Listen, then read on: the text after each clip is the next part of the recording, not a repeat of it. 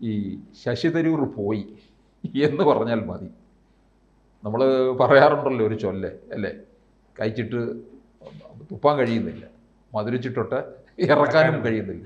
ആ ഒരു അവസ്ഥ തന്നെയാണ് ഇപ്പോൾ കോൺഗ്രസ്സുകാർക്ക് പെട്ടിരിക്കുന്നത്. ഇപ്പോൾ പുതിയ പദവിയും കൂടെ വരികയാണ് തരൂരിന്. അപ്പോൾ എന്തായിരിക്കും ഇനി അങ്ങോട്ടുള്ള സ്ഥിതി? അത് കോൺഗ്രസ്സിൽ ഇപ്പോൾ ഒരു വല്ലാത്ത വീട്ടിലായിരിക്കുകയാണ്. തരൂർ തരികിടയാണെന്ന് അവർ രഹസ്യമായിട്ട് പറയുകയും എന്നാൽ തരൂർ കേമനാണെന്ന് പരസ്യമായി സമ്മതിക്കുകയും ചെയ്യേണ്ട ഒരു ഗതികേടിലാണ് ഇപ്പോൾ കോൺഗ്രസ് എത്തിയിരിക്കുന്നത്.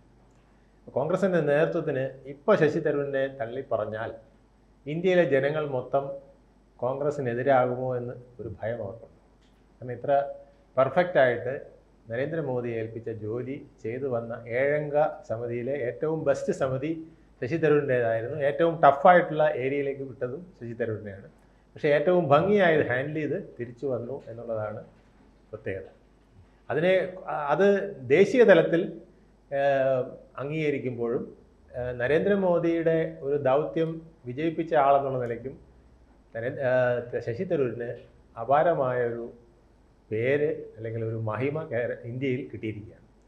പക്ഷേ കോൺഗ്രസിനെ സംബന്ധിച്ചിടത്തോളം അത് നേരെ തിരിച്ചാണ് വന്നിരിക്കുന്നത്.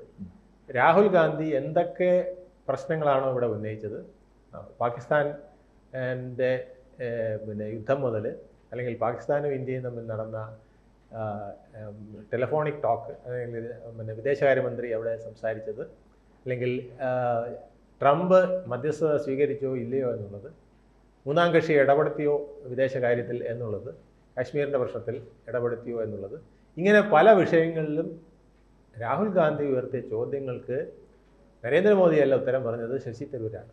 വിദേശത്ത് പോയിട്ട് അദ്ദേഹം പറഞ്ഞ ഉത്തരങ്ങളെല്ലാം ഈ ചോദ്യങ്ങൾക്കുള്ള ഉത്തരങ്ങൾ കൂടിയായിരുന്നു. അതാണ് കോൺഗ്രസിനെ വളരെയധികം വെട്ടിലാക്കിയിരിക്കുന്ന ഒരു കാര്യം. കോൺഗ്രസ് വലിയ ഒരു അബദ്ധം കാണിച്ചത് ശശി തരൂരിനെ പൂർണ്ണമായും മനസ്സിലാക്കിയില്ല എന്നുള്ളതാണ്. ശശി തരൂരിനെ കൊച്ചാക്കിയാൽ കൊച്ചായിരുന്നോളും എന്നാണ് കോൺഗ്രസ് കരുതിയിരുന്നത്. കോൺഗ്രസ്സിന് കഴിഞ്ഞ തവണ 2019 ശശി തരൂരിനെ പ്രതിപക്ഷ നേതാവാക്കിയിരുന്നെങ്കിൽ കിട്ടുന്ന മൈലേജ് എത്രത്തോളമായിരുന്നു എന്നുള്ളത് ആ പാർട്ടിക്ക് മനസ്സിലാക്കാൻ കഴിയാതെ പോയി എന്നുള്ളതാണ് കഷ്ടം. അധിരഞ്ജൻ ചൗധരി എന്ന് പറഞ്ഞൊരു അധിക പ്രസംഗി വായാടിയെ ആണ് അവർ അന്ന് ബംഗാളിൽ നിന്ന് വന്ന അദ്ദേഹത്തിനെയാണ് അവരുടെ പ്രതിപക്ഷ നേതാവായിട്ട് തിരഞ്ഞെടുത്തത്. ആ പ്രതിപക്ഷ നേതാവായിട്ടിരുന്ന ആ ആളിന് പകരം ശശി തരൂർ ഇരുന്നെങ്കിൽ ഇന്ത്യക്ക് ഇന്ന് ഉണ്ടായ പോലെ നേട്ടങ്ങൾ ഉണ്ടായതുപോലെ കോൺഗ്രസ്സിന് നേട്ടങ്ങൾ ഉണ്ടാക്കുന്ന വിധത്തിൽ പാർലമെൻറ്റിൽ വളരെ ആശയപരമായ ഒരു സംഘടനം BJPക്കെതിരെ നടത്താൻ അദ്ദേഹത്തിന് കഴിയുമായിരുന്നു. അദ്ദേഹം അതിനൊരു എക്സ്പേർട്ടായിരുന്നു.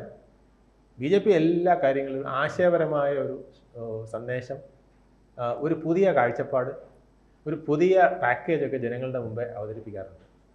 അതുപോലെ കോൺഗ്രസ്സിൽ ആർക്കും കഴിയുന്നില്ല എന്നുള്ളതാണ് ദുഃഖകരമായ സത്യം. കോൺഗ്രസ് പലപ്പോഴും എറിയുന്ന കല്ലുകൾ തിരിച്ച് അവരുടെ മുഖത്തേക്ക് തന്നെ മാരകമായി പതിക്കുന്നതാണ് നമ്മൾ കണ്ടിട്ടുള്ളത്. അതിന് വ്യത്യാസം വരുന്ന ഒരു പ്രകടനം ശശി തരൂരിന് കാണിക്കാൻ കഴിയുമായിരുന്നു 2019 തന്നെ അദ്ദേഹത്തിനെ പ്രതിപക്ഷ നേതാവാക്കിയിരുന്നു. അന്നത് ചെയ്തില്ല. AICCയിലേക്ക് അദ്ദേഹം അവസാനം നിവൃത്തിയില്ലാതെ മത്സരിക്കേണ്ടി വന്നു. അവിടെയും അദ്ദേഹം 0 ആകുമെന്ന് വിചാരിച്ചപ്പോഴാണ് AICCയിൽ ഏതാണ്ട് 10% കൂടുതൽ വോട്ട് പിടിച്ചുകൊണ്ട് അദ്ദേഹം പ്രസിഡന്റ് സ്ഥാനത്തേക്ക് അപ്രതീക്ഷിതമായിട്ടൊരു വെല്ലുവിളി ഉയർത്തുന്ന പോലെ വരികയും അദ്ദേഹത്തിന് കിട്ടിയ വോട്ടിനേക്കാൾ കൂടുതൽ മഹിമ അദ്ദേഹത്തിൻ്റെ വ്യക്തിത്വത്തിന് ഇന്ത്യ ഒട്ടാകെ ഉണ്ടാകാൻ കോൺഗ്രസ് വഴി അങ്ങനെ ഒരു സന്ദർഭം ഉണ്ടാകുകയും ചെയ്തു. അത് കഴിഞ്ഞിട്ട് അദ്ദേഹം അഖിലേന്ത്യാ പ്രൊഫഷണൽ കോൺഗ്രസിൻ്റെ നേതാവായിരിക്കവേ അതിൽ നിന്ന് അദ്ദേഹത്തെ വലിച്ചു മാറ്റി. ഇങ്ങനെ പല കാര്യങ്ങൾ അദ്ദേഹത്തിന് ഏറ്റവും നന്നായി സംസാരിക്കുന്ന ആളിന് ഏറ്റവും കുറച്ച് സംസാരിക്കാൻ അവസരം, അല്ലെങ്കിൽ സംസാരിക്കാതിരിക്കാനുള്ള സാഹചര്യം ഒക്കെ ഉണ്ടാക്കി കൊടുത്തു എന്നുള്ളതാണ് കോൺഗ്രസ് ചെയ്തതിൽ ഏറ്റവും വലിയ മോശമായ കാര്യം. ഇതൊക്കെയാണ് തരൂരിനെ തൻ്റെ പാളയത്തിൽ തന്നെ ഒരു വിമിഷ്ടം ഉണ്ടാക്കാനായിട്ടുള്ള കാരണമുണ്ടായത്. അപ്പോഴദ്ദേഹത്തിന് കിട്ടിയ ഒരു വെന്റിലേഷനാണ് ഈ ദൗത്യ സംഘം.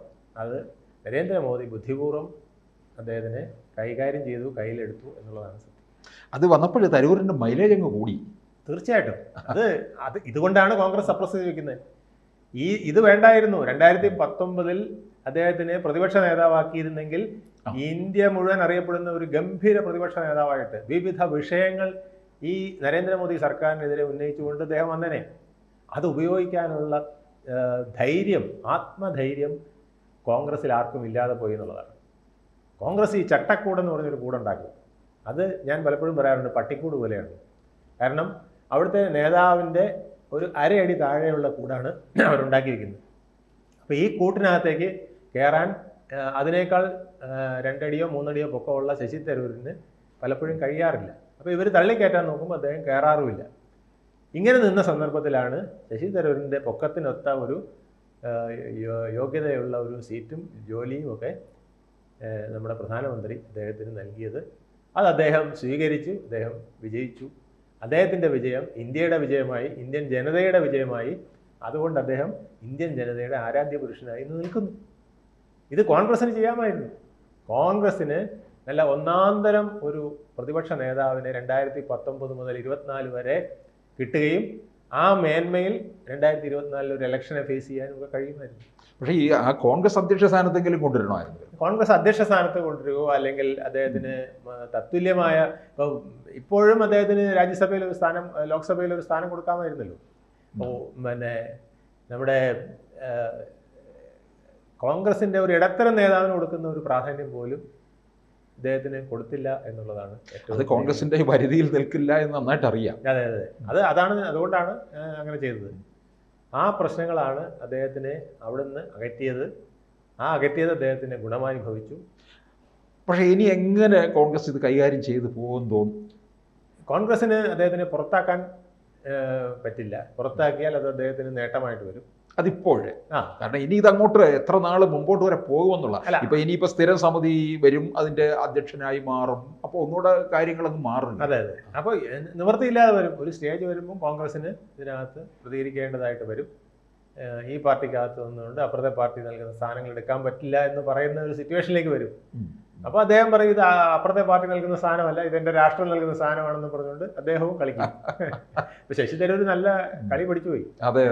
പറയാനും പറഞ്ഞു നിൽക്കാനും ഒക്കെ രാഷ്ട്രീയത്തിൽ മറ്റാരേക്കാൾ അദ്ദേഹത്തിന് വാക്ചാതുര്യമുണ്ട്. പക്ഷേ ഇപ്പോൾ രാഷ്ട്രീയ കൗശലവും കൂടെ അദ്ദേഹത്തിന് കിട്ടിയിട്ടുണ്ട്. ആ രാഷ്ട്രീയ കൗശലവും അദ്ദേഹത്തിന്റെ വാക്ചാതുര്യവും കൂടെ ഒത്തുചേരുമ്പോൾ ഇപ്പം അദ്ദേഹത്തിന് എങ്ങനെയും നിന്ന് കളിക്കാനുള്ളൊരു സംവിധാനം ഉണ്ട്. അപ്പോൾ എനിക്ക് തോന്നുന്നു BJPയുടെ ഒരു ഗുഡ് ബുക്കിൽ കയറി കഴിയുമ്പോഴേ തിരുവനന്തപുരത്ത് വന്ന് വീണ്ടും BJPയുടെ സ്ഥാനാർത്ഥിയായിട്ടായിരിക്കും പോകുന്നത്. ഇനി ഒരു ഇലക്ഷനിൽ അദ്ദേഹം പോകുമെന്ന് എനിക്ക് സംശയമാണ്. കാരണം അതിനേക്കാൾ കാരണം ഇപ്പം 4 തവണ MP ആയി.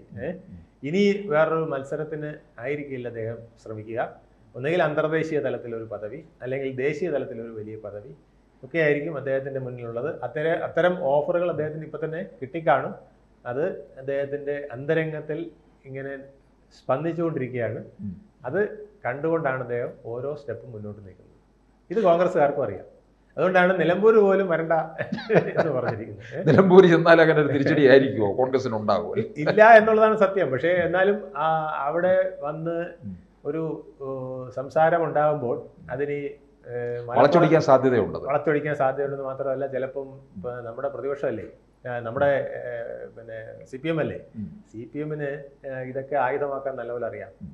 കണ്ടോ, ഹമാസിനെ വിമർശിച്ച ആളിതാ വന്നിരിക്കുന്നു, ഇങ്ങനെയൊക്കെ പറഞ്ഞുകൊണ്ട് അവിടുത്തെ മുസ്ലിം ജനതയെ ഒന്ന് ഇളക്കി മറിക്കാൻ സാധിച്ചിരിക്കും. ഹമാസിന്റെ പാവപ്പെട്ട കുഞ്ഞുങ്ങളെ, അവിടുത്തെ സ്ത്രീകളെ, അവരുടെ വേദനയെ പോലും കാണാത്തൊരു മനുഷ്യനല്ലേ വന്നിരിക്കുന്നതൊക്കെ പറഞ്ഞ് ഇതിനെ വളച്ചൊടിച്ച് ചീത്തയാക്കാനൊക്കെ ശ്രമിച്ചെന്നിരിക്കും. അപ്പോൾ അതെല്ലാം കൂടെ കണക്കുകൾ കൂട്ടിക്കൊണ്ടും പിന്നെ അങ്ങനെ വലിയ ആളാക്കണ്ട, ഇപ്പം ഇച്ചിരി സ്മോളായിട്ടിരിക്കട്ടെ എന്നും കൂടെ കരുതിയിട്ടാണ്.